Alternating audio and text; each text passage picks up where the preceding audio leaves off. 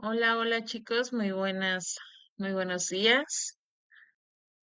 Pues bienvenidos a esta tercera semana, ¿verdad? Ya tercera semana en la que estamos trabajando pues esta materia de desórdenes orgánicos y que, bueno, ya en las sesiones también hemos comentado de dónde se originan, qué son, cómo se clasifican, para que de alguna manera ustedes pues ya empiezan a como revisar, ¿no? Que puntualmente cada uno de los trastornos que en sí no podríamos solamente nosotros pues abordar en tema de psicología o en tema pedagógico, sino que ya como bien lo saben, tendríamos que tener el acompañamiento con otras disciplinas para poder orientarnos, diagnosticar, incluso pues el tratamiento que se necesita para cada uno de ellos. En esta ocasión vamos a platicar acerca de lo que es algo llamado epilepsia. ¿Y qué es la epilepsia? Pues es un trastorno cerebral que hace que algunas personas tengan convulsiones recurrentes. Si recuerdan que viene del orgánico, es algo que está dañando un órgano de nuestro cuerpo, que es directamente el cerebro. Por lo tanto, esta la vamos a catalogar como una enfermedad cerebral, pero es de carácter crónico que afecta a las personas que se caracterizan por tener convulsiones recurrentes.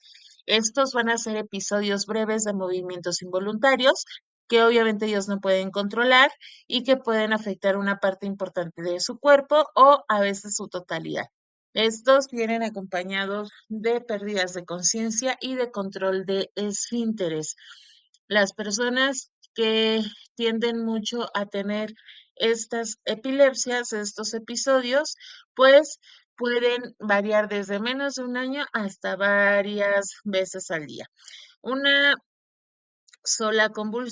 una sola convulsión no significa que sea epilepsia. Epilepsia, ya que hasta un 10% de la población mundial sufre una convulsión a lo largo de su vida. Es decir, se hace como que el paréntesis de conocer que porque una vez que se tenga no significa que tenga el episodio, la epilepsia, sino que esto se tendría que determinar con respectivos estudios para saber de dónde está originando esta convulsión. ¿Por qué pueden ser las epilepsias? Pues pueden ser de carácter hereditario, congénitas o adquiridas. Si es hereditario, pues son genéticamente determinadas. Si son congénitas, pues puede ser por un tumor cerebral, malformaciones vasculares, anomalías cromosómicas. Si es adquirida, pues puede ser desde un traumatismo, es decir, desde que se cayó la persona y se hizo una ruptura en el cerebro, lesiones posquirúrgicas, lesiones posinfecciosas, infarto, hemorragia cerebral y enfermedades degenerativas.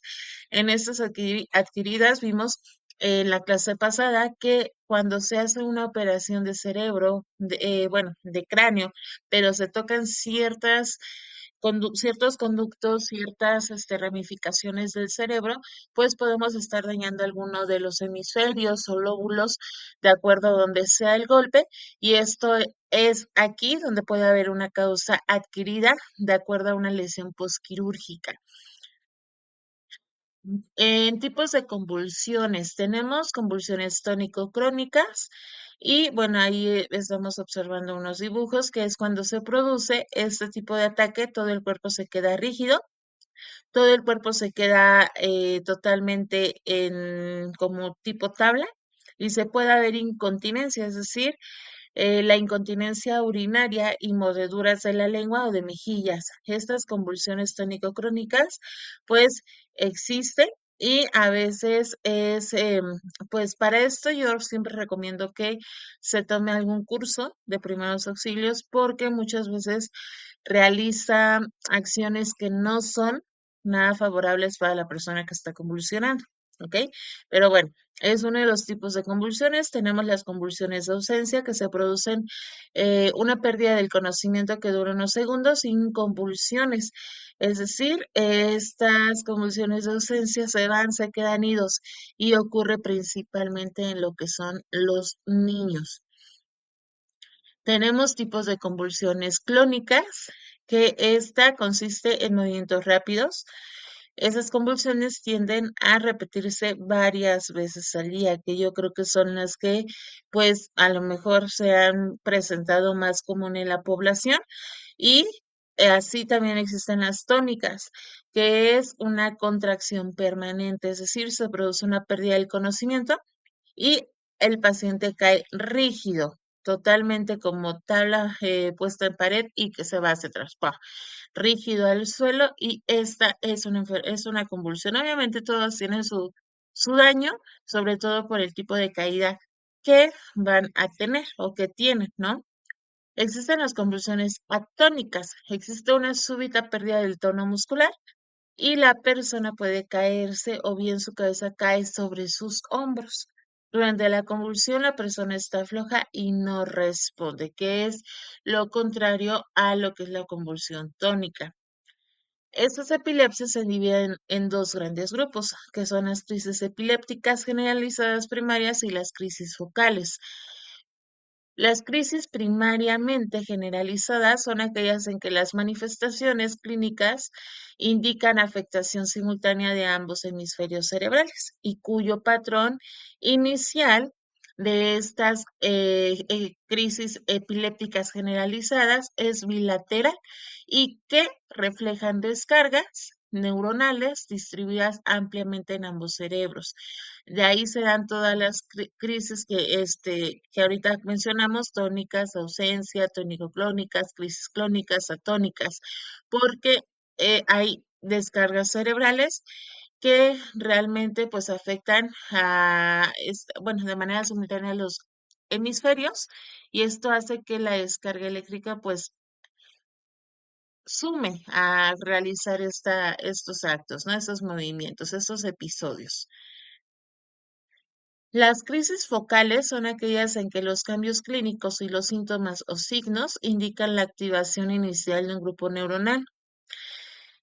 O sea, es en una parte precisa de un hemisferio cerebral. Aquí las crisis focales no se dan en ambos como la anterior, que es simultáneo en los cerebros. Aquí no, aquí es la crisis da justamente en una parte precisa y se divide en tres categorías, que es la focal simple, la que es compleja y las crisis focales secundariamente generalizadas. En la primera tenemos que no hay pérdida de conciencia. La persona se da cuenta de lo que está sucediendo. Focal compleja existe la alteración de conciencia sin pérdida de la misma. En orden decreciente de frecuencia, su origen es temporal, frontal, parietal y occipital. Y en la crisis focales secundariamente generalizadas, cuando la descarga eléctrica se propaga desde su foco de origen hacia ambos hemisferios cerebrales, hablamos de una crisis tónica clónica secundariamente generalizada. Se presenta en cerca de un tercio de los casos de las crisis focales. Es como la combinación de ambas, de la tónico que cae de manera rígida, como lo vimos aquí, ¿no? Y cíclica, perdón, clónica, dije clónica, es el movimiento, ¿no? El movimiento, rápido y repentino que se puede dar en esta epilepsia. Es decir, es una combinación de ambas, pero pues que es como complicada como todas las demás, porque pues puede estar pues en un estado eh, vamos a llamar como muy neutro, ¿no? Y de repente empiezan estos episodios de convulsiones rápidas y que pues sí, más que todo las personas que van pasando pues puede generar como esta cuestión de morbo, ¿no? Al estar observando a las personas. Sin embargo, pues no muchos pueden apoyar porque no conocen cómo se tiene que llevar a cabo un proceso de rescate, que en sí es dejar terminar a la persona, no dejar nada más voltear la cabecita y demás, pero no colocar nada en su boca. Y que bueno, todo esto, la parte correspondiente de los apoyos o el auxilio que le damos los primeros auxilios, pues es importante que se conozcan más, sobre todo las personas que son muy cercanas a ellos, como la familia. Y bueno, luego a veces sucede en la calle, entonces es donde les digo que no tenemos la cultura de tener estos primeros auxilios y de poder rescatar a una persona convulsionando. Y vuelvo a aclarar, rescatar no significa que vayamos a salvar o poder hacer algo, sino simplemente colocar de manera correcta, si está en mis manos, en la posición correcta, y solamente hacer espacio para personas que quizá quieran moverlos, ¿no? ¿Cómo actuar ante estas situaciones? Las epilepsias, que, bueno, ya lo comentamos, se dividen en estos dos grandes grupos. Y bueno, también tenemos cómo se diagnostica, ¿no?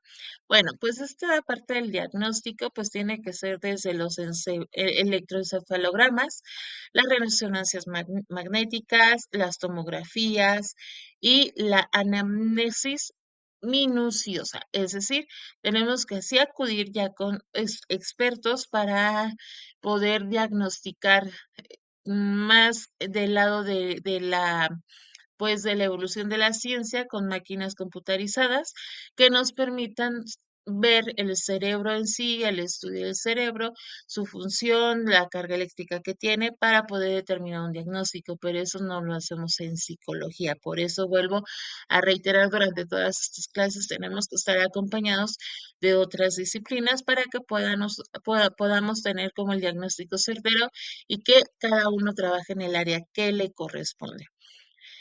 ¿Cuáles serían los tratamientos para personas con epilepsia? Pues antes que todo, pues proteger, ¿no? Los traumatismos y preservar la función cerebral. Un traumatismo, recuerden que en psicología y en la medicina se llama o se dice a una ruptura de algo. Si te rompes un hueso, tenemos un traumatismo. Si se pegan en el cerebro, en la cabeza, que afecta algún huesito o una ruptura de algo, es un traumatismo. Entonces, eso es lo que se pretende con el tratamiento: proteger un traumatismo y poder preservar esta función cerebral. Tenemos desde tratamientos farmacológicos hasta tratamientos quirúrgicos. Opción a pacientes refractarios al tratamiento farmacológico, es decir, personas que ya no son nada más de pastillas, ¿no? Es donde entra esta parte del quirúrgico. Y tenemos que tener, pues, dietas alimenticias específicas para este tipo de trastornos o desórdenes orgánicos, mejor dicho. Para la siguiente clase, bueno, como actividad de esta semana, tú tendrás que investigar qué es una parálisis cerebral, cuáles son sus causas, cuáles son sus principales tipos de parálisis cerebral, cuáles son los efectos. Es decir, si se da si se pueden dar desde el nacimiento o si se pueden adquirir durante el transcurso de la vida. Pero bueno, toda esta investigación es un desorden orgánico también, que es importante que lo revises. Así como te comenté, vamos a hablar sobre los más comunes, pero que aunque son los más comunes, no siempre tenemos el conocimiento de este desorden, ¿vale? Que tengan muy bonito inicio de semana. Cualquier duda me mandan un mensajito y quedamos pendientes para las clases. Gracias. Que la pasen bonito.